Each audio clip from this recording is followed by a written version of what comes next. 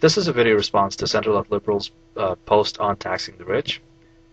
Okay, first of all, it's good to tax the rich. Not only are we talking about progressive taxation here, we're talking about redistributive taxation. It's good to tax the rich, to take from the rich and give to the poor, because the poor are going to spend the money.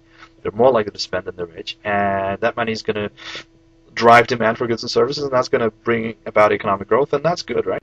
At the same time, we should realize that we are taking from the rich. There is no magic here. You cannot just, snap your fingers and end up with a wad of cash in your hand and give it to the poor. You are taking from somebody else. So what are you doing by taking from somebody else? First of all, you're disincentivizing people from working more, harder, and achieving more. That is hardly a recipe for economic growth. You are taking the money that could have been invested.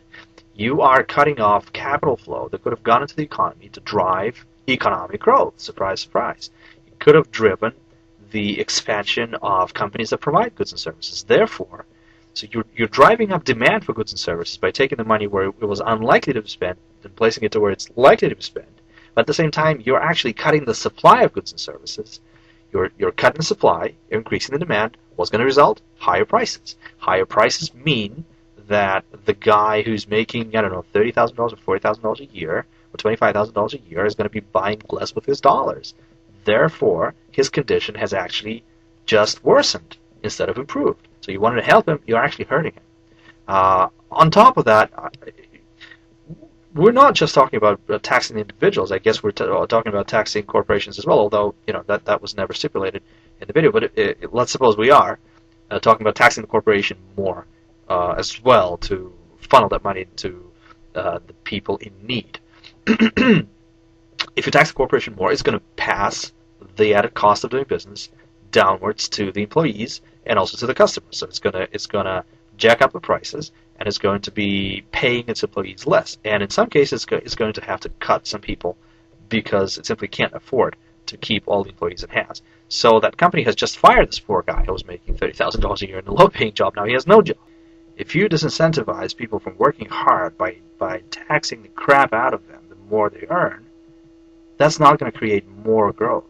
The record of history is crystal clear. The profit motive and the economic freedom supplied by capitalism is the single most powerful engine of economic growth that mankind has ever known. Socialism has been tried.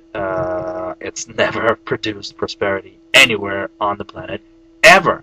I grew up in a socialist country, lived all my life in a hardcore socialist country. I can tell you firsthand, the only thing that drives prosperity is when you give people freedom to pursue their rational self-interest, and give them the economic freedom to create businesses, work for businesses, make profit, and grow. Take that away, there's no growth. Okay? Nada. So, see, it's the argument that central-left liberal is making is at that point is absolutely one-sided, limited, overly simplistic, and does not take the full picture into the account. So I'm absolutely not convinced. I reject that point. The next point has to do with how somebody who's poor is going to be made happier by the extra money that's being redistributed to him or her from this rich guy who doesn't really care. Or more strictly speaking, the guy who makes $25,000 a year or $35,000 a year needs the extra $10,000 more than the guy who makes $150,000. So let's take that $10,000 from the guy who makes $150,000 and give it to the guy who makes $25,000. That's going to be fair. Why? Well, because he needs it more. He needs it more. It means more to him. And that is why we should take it from the guy who makes $150,000. Nonsense. It's just nonsense. I know the argument is being made here. Obviously, we're talking about need as the basis of right. It's a very important fallacy, a very important mistake people make. Just because you need something, and just because you need something really, really badly even, does not give you the right to that something. I may be going hungry, I may need the food, does not give me the right to somebody else's food, does not give me the right to break into their house and rob their fridge. So that redistributionist kind of argument, well, they need the money more, therefore we should decide those guys who have more money, they don't really need it. They're greedy. Let's just take from them. There is no end to this. where would you stop? How do you decide that something is too much? Somebody has too much. They don't need it. When do you decide that, oh, they have too little, they need it? There is no criteria. There is no way to measure those kind of needs objectively. And therefore, that kind of reasoning and that kind of logic is absolutely horrible, terrible, logically and morally indefensible. And I reject it. Now, there's this other point about how we're supposed to give more of our money to the government, especially the rich, because the government is simply the most efficient allocator of those resources, and only the government can take care of some very important things like roads and schools and roads. There are no other examples, by the way. No mention of national defense, no mention of the court system, no mention of the police and law enforcement. Interesting. So only the government can provide all those things. Therefore, we should take more money from the rich and give it to the government so all those important things can be created and people can enjoy them. Several big problems with that argument. First of all, let me tell you something. The government is absolutely not the same as people coming together and acting collectively. That's just nonsense. The government is not, in any meaningful sense of the word, representative of its people in the majority of in the vast majority of cases and situations on a day-to-day level. The decisions that are made by the government, we have no say in, absolutely no way to control or influence those decisions. So just don't even start. That's a very silly assertion to make. And second of all, the government is notoriously inefficient in doing anything. Governments cannot run businesses. Governments are very bad at running businesses. The political paradigm and the economic paradigm are so different. They're incompatible in one body. When did you last go to the DMV or the post office? That is your example of a well-oiled machine that is the government. Not. The government is not efficient. The government is not representative of you.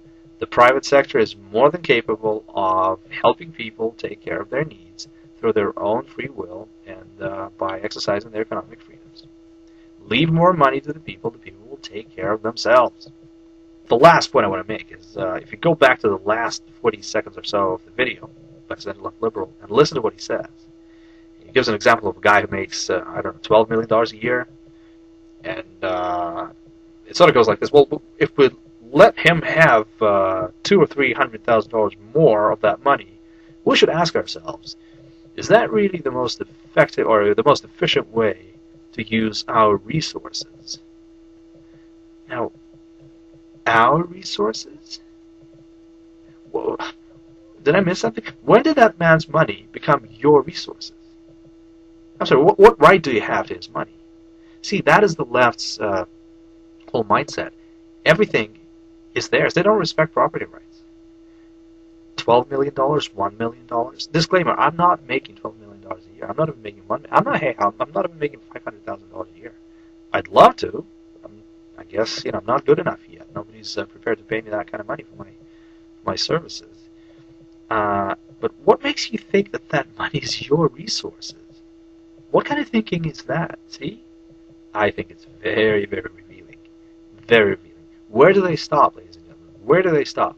So $12 million a year is their resources. How about someone who makes $2 million a year? Maybe they're a small business owner. Maybe they employ a dozen or so people, and they gross $1 million a year. Not too much. That is already not that man's money or not that woman's money, but their resources. How about someone who makes $500? Hey, how about someone who makes $250? $250,000 a year. That sounds familiar. I've heard that somewhere. I'm certain I've heard that somewhere once. Somebody talking about. The president. The proposed tax hikes. I see. See, they're already deciding that money is not yours. So they're telling you, don't make money. Don't make more than $250,000 a year. Don't grow your small business. Don't hire additional people. Don't. That is recipe for growth. They're telling you, if you make too much, in our opinion, we're going to treat that as our money and take it away. And that is supposed to create economic growth. So there you have it. Leave me some comments. Rate my video. I'm going to be putting out some more thoughts and ideas and rants about the current political and economic situation here in America and elsewhere. Thank you for listening, and see you soon.